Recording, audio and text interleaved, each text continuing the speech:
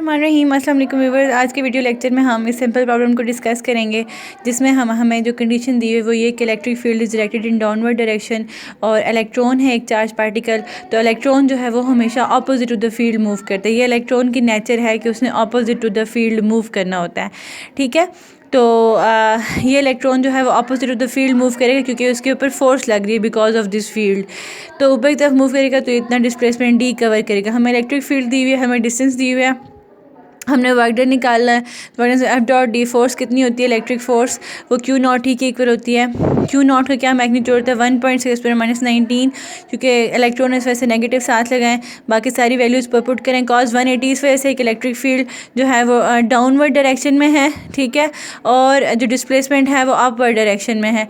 ठीक है, तो इस वजह से इसने इसको क्या लिया हुआ है, कॉस 180 लिया है। ठीक है, विच इज़ इक्वल टू -1, तो माइनस माइनस प्लस हो जाएगा। तो यहाँ से ये अब मैंने आपको समझाया था कि जो है वो work done is equal to negative of potential energy. ठीक है, नेगेटिव साइन आपको यहाँ पे ये शो करता है कि वर्क डन हुआ अगेंस्ट द फील्ड। तो W अगर इस चीज़ के इक्वल है तो हमें फ्रॉम दिस वन फार्मूला हम कह सकते हैं पोटेंशियल एनर्जी इस चीज़ के इक्वल है। ठीक है जी, फिर जो दूसरा न्यूमेरिकल ये दिया कि potential energy of 2 point charges का क्या एक्सप्रेशन होता है। ठीक है, पोटेंशियल एनर्जी का क्या फार्मूला होता है अगर हमारे पास 2 पॉइंट चार्जेस हों। तो हमारे पास एक चार्ज है Q और इसके साथ हमने Q नॉट रखा है टेस्ट चार्ज, और एक पॉइंट हमने ऑर्डिनरी ले लिया RA, उसका डिस्टेंस है फ्रॉम दिस। दूसरा पॉइंट ले लिया B जिसका distance from the charge Q is RB। तो फोर्स कितनी लगेगी अकॉर्डिंग टू कूलम्स लॉ के Q नॉट बाई R²। तो वर्क डन का ये फार्मूला होता है work done from A to B RA to RB, और हम इंटीग्रेशन वाला फार्मूला तब यूज़ करते हैं। वैसे तो हम normally W is equal to F dot D लिखते हैं, लेकिन अगर हमने इंटीग्रेशन डाले तो उसका मतलब ये होता है कि फ़ोर्स यहाँ पे वेरिएबल है F डॉट डी आर। तो F की वैल्यू पुट करें कि Q नॉट, ये सारी वैल्यू पुट करें ये वाली R², और देन यहाँ से इसको इंटीग्रेट करें, इंटीग्रेशन करें इसकी 1/r²। जो कॉन्स्टेंट है उनको बाहर निकाल दिया, r को ऊपर लेके -2dr, इसको आपने इंटीग्रेट करना है। ठीक है, तो वो आ जाएगा 1/-r। इंटीग्रेशन कैसे होती है इसकी, r की पावर -2dr है ना, तो r का डिफरेंशियल सामने मौजूद है। तो आपने r में 1 पावर में 1 ऐड करना है और पावर से डिवाइड कर देना है, तो इसका सिंपल 1/r माइनस में आएगा। ठीक है, तो ये मैंने -1/r लिखा है, ये लिख दिया, और इंटीग्रेशन लिमिट्स वही हैं RA RB। अब बारी बारी इंटीग्रेशन लिमिट्स डालें, एक दफ़ा ऊपर वाली फिर नीचे वाली। तो ये दिस इज़ वर्क डन।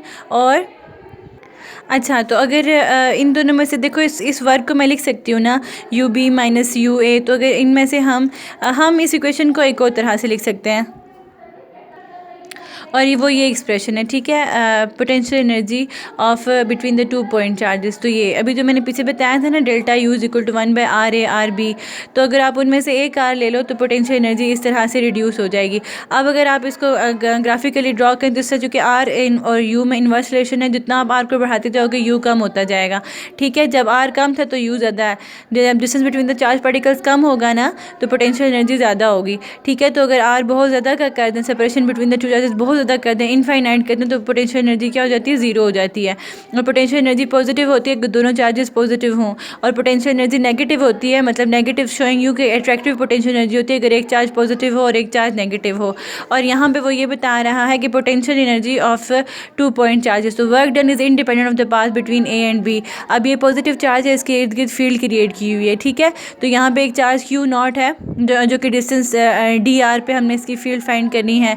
इसका distance from the central charge R है। तो 2 पाथ्स हैं A टू B तक पहुंचने के लिए, एक ये वाला पाथ ड्रॉ किया, एक ये वाला पाथ ड्रॉ किया है।